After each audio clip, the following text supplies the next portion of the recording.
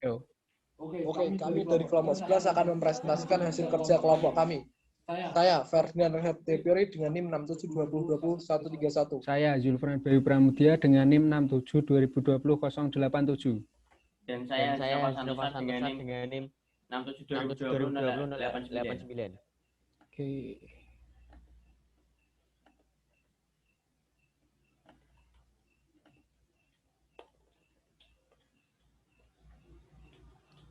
Yang Yang pertama, pertama service. Satu, Satu, mengembangkan mengembangkan program atau aplikasi. Dua, Dua, menjalankan program atau aplikasi.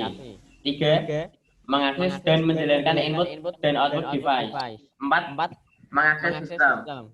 Lima, mendeteksi error program dan mengatasinya. Enam, dapat membantu banyak proses yang dibutuhkan oleh manusia. Yang selanjutnya akan dijelaskan oleh teman saya. Program. Pengertian program. Menurut Binanto 2009, kata program dan pemrograman dapat diartikan sebagai berikut. 1. Mendeskripsikan instruksi-instruksi tersendiri yang biasanya disebut source code yang dibuat oleh programmer. 2. Mendeskripsikan suatu keseluruhan bagian dari software yang executable.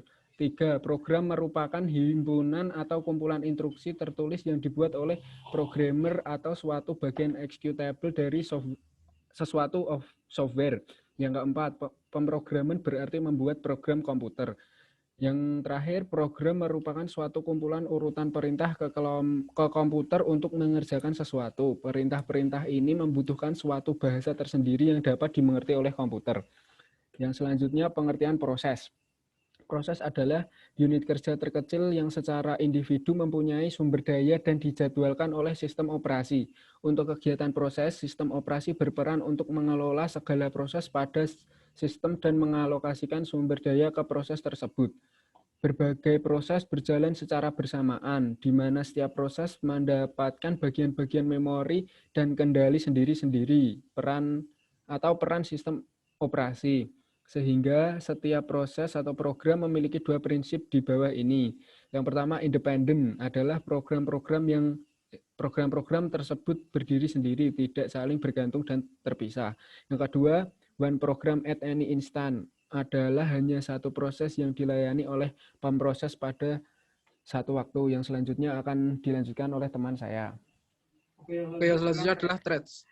Thread adalah unit dasar dari penggunaan CPU. Thread mengandung thread ID, program counter, register set, dan stack. Sebuah thread berbagi kode section, data section, dan sumber daya sistem operasi dengan thread lain yang dimiliki oleh proses yang sama. Thread juga sering disebut lightweight process, sebuah proses tradisional dan heavyweight process. Mempunyai thread tunggal yang berfungsi sebagai pengendali antara proses dengan thread tunggal dengan proses dengan thread yang banyak.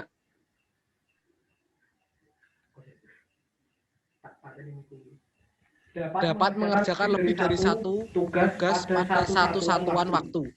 Banyak software yang berjalan pada PC modern, desain secara multi-threading.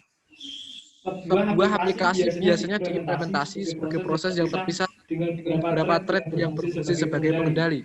Contohnya, sebuah web browser mempunyai thread untuk menampilkan gambar atau tulisan, sedangkan thread yang lain berfungsi sebagai penerima dari data network. Lanjut.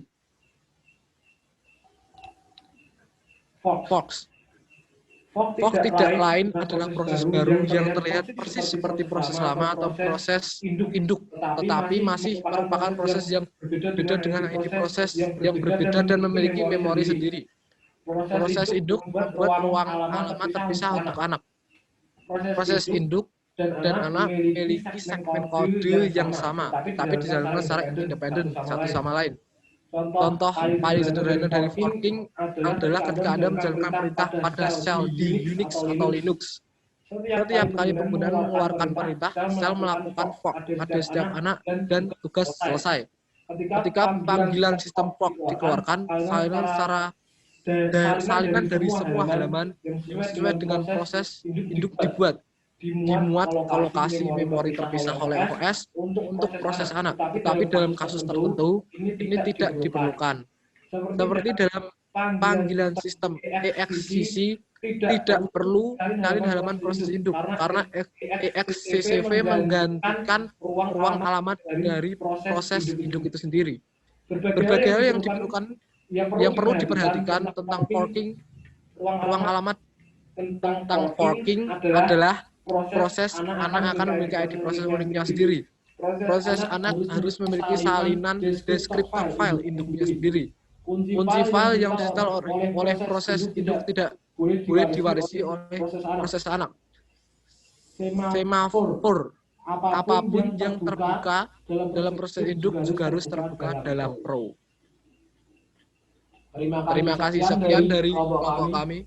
Kami ucapkan terima kasih atas perhatiannya.